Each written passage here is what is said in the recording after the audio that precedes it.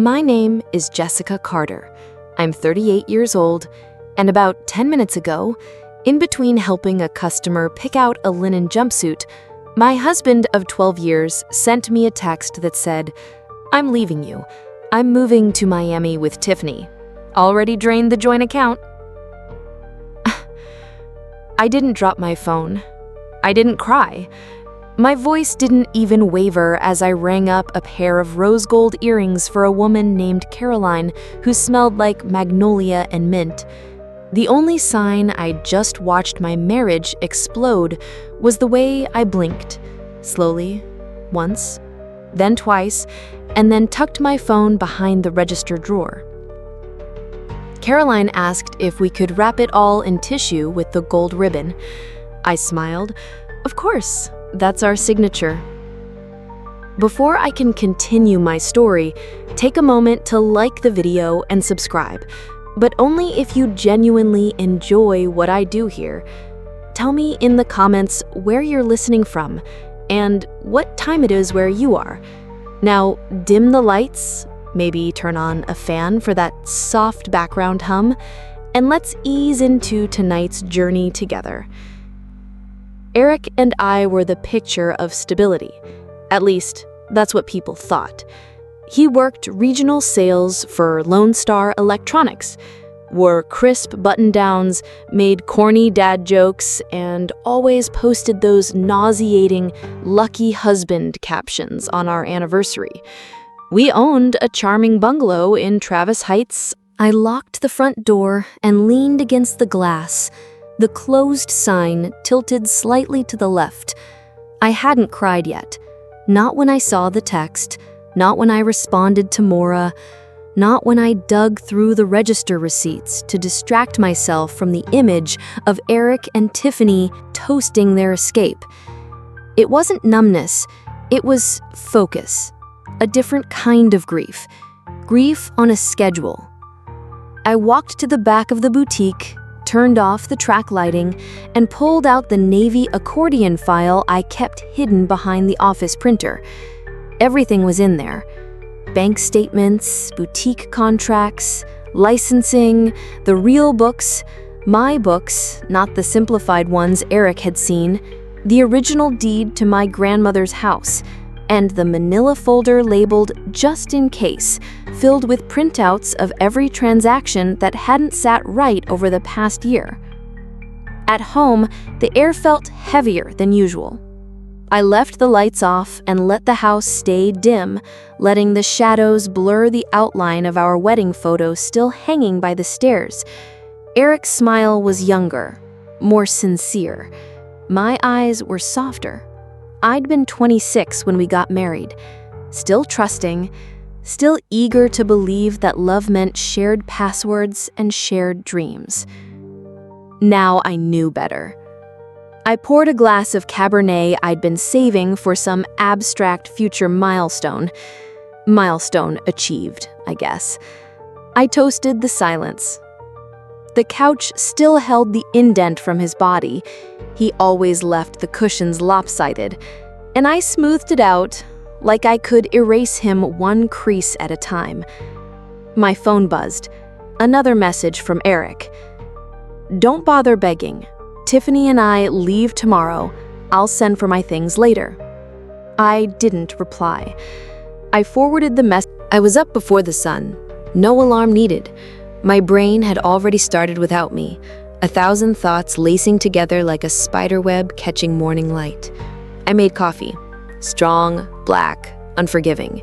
By 6:42 a.m., I was on the phone with the credit card company. Maura had given me the exact language to use. "Yes, this is Jessica Carter. I need to report fraudulent charges on our shared credit card." The woman on the other end, Tamika, listened in polite silence as I read the charges out loud. 2 first-class flights to Miami, a suite at the Royal Palms Hotel, room service, champagne, all charged yesterday. "Do you have any proof they weren't made with your consent?" "Oh," I said, scrolling to the screenshot folder on my phone, "you're gonna love this." I read Eric's text out loud, word for word, even his little LOL. Tamika didn't say anything for a moment. Then, "That will do just fine."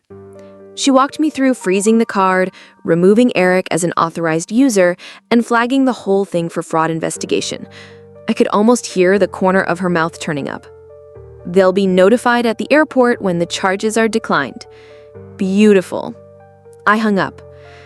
My heart was still racing, but not from fear anymore. There's something dangerous about betrayal. It sharpens you. Everything gets clearer. The fog lifts, and suddenly you see every thread in the tapestry, every crack he thought was invisible. At 8:13 a.m., I got another text. "Don't worry about the house. I'll let you stay there until you find something smaller." I laughed. Like, really laughed. The kind that echoes through your chest, half mad and half victorious. He thought he had leverage over my house, my business, my life. He didn't know that the house was in my name only, had always been. The courthouse smelled like lemon polish and cold anxiety. I sat in the hallway outside courtroom 3B, legs crossed, wearing a navy pantsuit that made me feel like a lawyer, even if I wasn't one. My heels clicked like punctuation against the marble floor. Across from me, Eric stood in a blazer too tight in the shoulders and jeans clearly meant for a man 10 years younger. His hair was freshly gelled, and his eyes darted everywhere but toward mine. Tiffany wasn't allowed in the courtroom, but she waited outside, nervously swiping through her phone like it could teleport her somewhere else. She wore a cropped leather jacket and that same smug gloss she'd worn at the company party, except today, it didn't shine as bright under courthouse fluorescence. Maura arrived right on time, carrying a sleek leather briefcase and the calm of a woman who knew she'd already won. Inside the courtroom felt colder. I sat beside her, hands folded, heart pounding so hard I thought it might register on the stenographer's notes. The judge was an older woman with silver curls and a gavel that didn't need to be used to command respect. Maura started slow, intentional. She laid the groundwork like a forensic artist. "Your Honor, we're requesting an emergency freeze of shared marital assets due to the defendant's documented financial misconduct, including but not limited to unauthorized depletion of joint funds, use of shared credit cards to finance travel with an extramarital partner, and admission of intent via text messages." She handed the judge a folder. The judge flipped it open, read the first text aloud. "Already drained the joint account, LOL." She raised one eyebrow. I looked at Eric. He was shrinking in his seat. Eric's lawyer, a man who looked like he'd been hired from a billboard on I-35, stood up, fumbling for spin. "Your Honor, my client simply wanted a clean break. Yes, there were mistakes in communication, but..." By Tuesday morning, the calls started. First, it was Linda, Eric's mom. She never called me Jess anymore, just that forced, overly sweet, "Jessica, dear." Eric told us everything, said you locked him out of his own accounts, canceled his flights. He's saying you're being vindictive. I put her on speaker while folding scarves for a new window display. "Did he mention draining the joint account without my consent?" Silence. "What about the text where he laughed about it?" Another pause. I could almost hear her swallow. "He said you left him no choice, that you've been cold, controlling." I said, "Barbara, I have copies of every message, every charge, every lie." She cleared her throat. "Well, he did seem a bit cruel. I told him that text message wasn't appropriate." I let her trail off. I wasn't going to give her a rope to swing from. My lawyer advised I limit contact with his family during proceedings. Click. The scarf display shimmered in the window. I adjusted one corner, made sure the lighting hit just right. This was my world, my sanctuary, my little shop that had become the fortress he underestimated. By noon, Amanda, Eric's sister, texted, then called, then showed up. I met her at the front counter, and to my surprise, she looked embarrassed. We thought he was telling the truth about you being distant, about you not supporting his dreams. But now, she sighed, running her hand along a silk blouse on the rack. He's unraveling, Jess. The boutique exploded. Not literally, of course, but figuratively. It was like the whole of Austin had decided to rally around me with their wallets open and hearts cracked wide.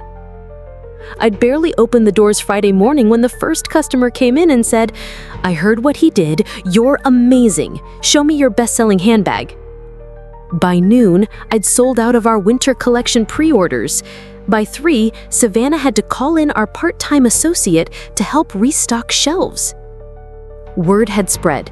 Maybe from Amanda, maybe from customers who overheard fragments of the story, maybe from Tiffany's now-deleted Instagram post ranting about petty ex-wives who ruin everything. I didn't correct anyone. I didn't share my side.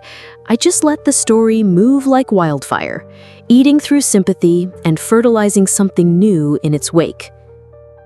But with the crowds came pressure. With success came weight.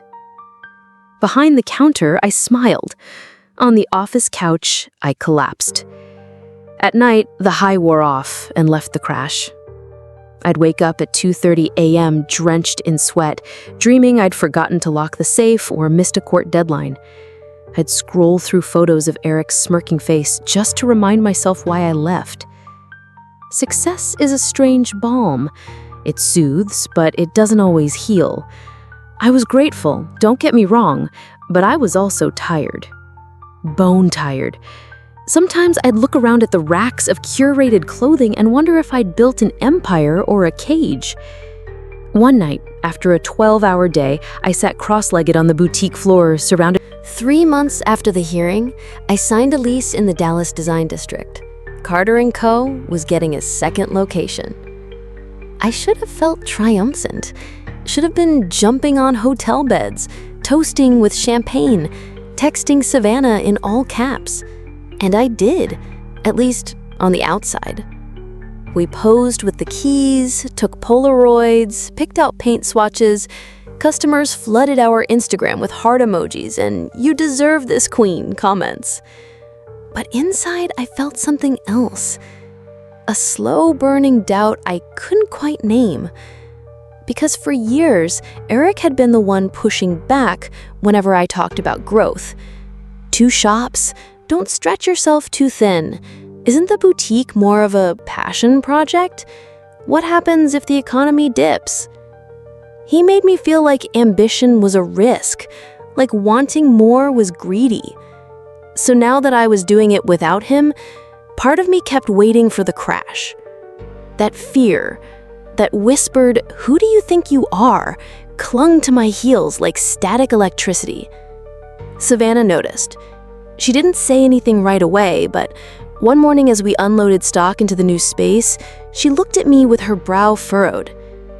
"You're holding your shoulders like they owe someone money." I blinked. "You okay, boss?" "I don't know. I think I forgot how to feel excited without also feeling scared." She nodded. "That just means you're doing something that matters." That afternoon, a young woman came in asking if we were hiring. Her name was Maya. She was 23, studying design, and said she'd been following the boutique's rise since the husband drama made rounds on Facebook. "You're kind of famous," she said shyly. I almost laughed. "Famous for getting dumped by text message?" "No," she said, "for not letting it ruin you." That stuck with me. I took her application. Then I sat in the middle of the new storefront, bare walls, boxes everywhere, wires still dangling from the ceiling, and I let myself imagine what it could become. Not what Eric would think, not what I'd need to prove, just what I wanted. Eric filed another petition. Maura texted me on a Tuesday morning while I was adjusting pendant lights at the Dallas store. He's claiming emotional damages from public humiliation, wants to revisit the settlement. I stared at the message and just muttered, "You've got to be kidding me." He'd already tried to claim part ownership of the boutique. That was denied. Then he tried saying I'd manipulated him financially, also denied. Now he was claiming emotional distress because of a situation he created. Maura assured me it would be dismissed. "Don't worry," she said.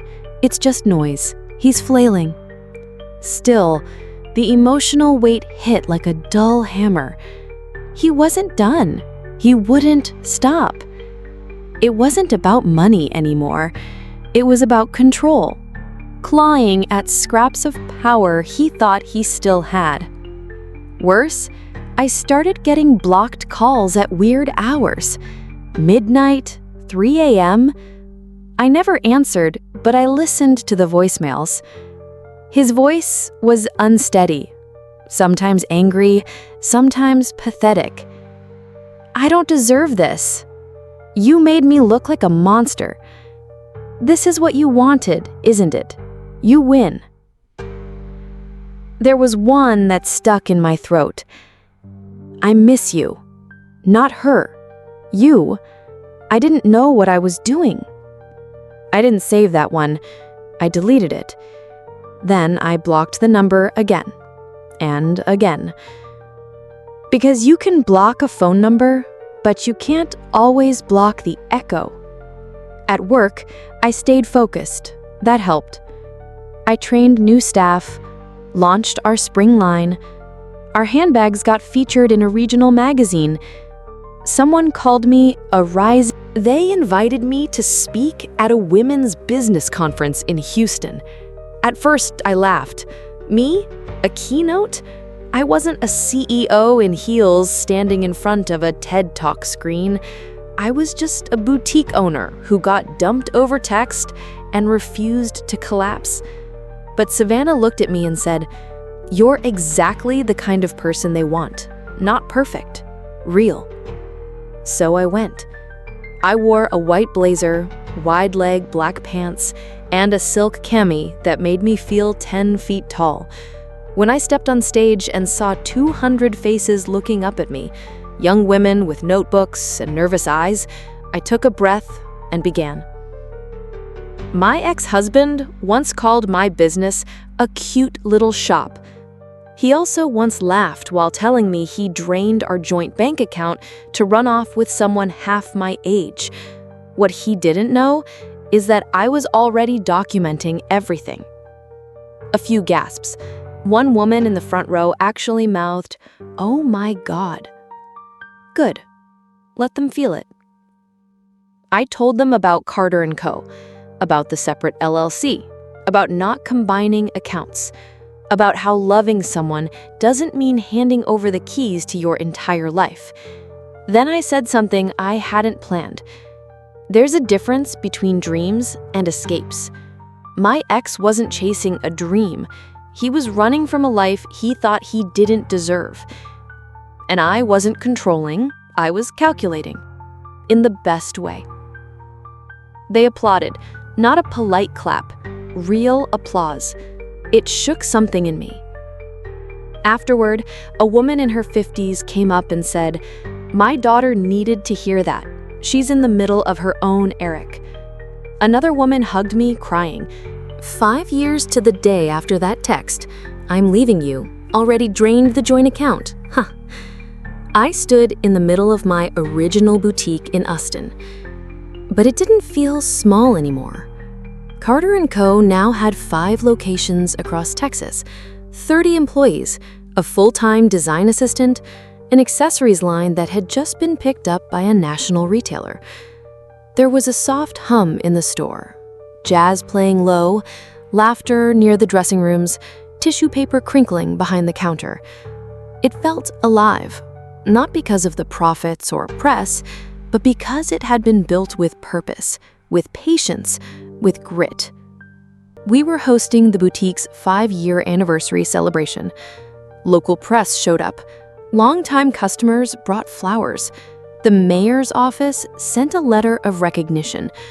And in the center of it all, just beneath the soft glow of our pendant lights, stood a framed photo hanging above my desk.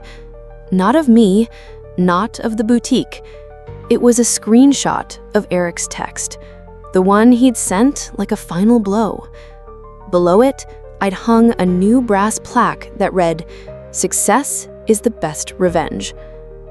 At some point in the evening, Linda showed up, Eric's mother, uninvited, wearing one of our silk scarves. She waited until the crowd thinned before approaching. "I saw Eric last week," she said, eyes darting, voice soft. "He still talks about what could have been, still blames you." I didn't flinch. I'd done my grieving years ago. "He didn't lose everything in the divorce," she said. "He threw it away, and he still doesn't get that." I nodded. "I know." She reached out, touched my hand. "You taught our family something, Jessica."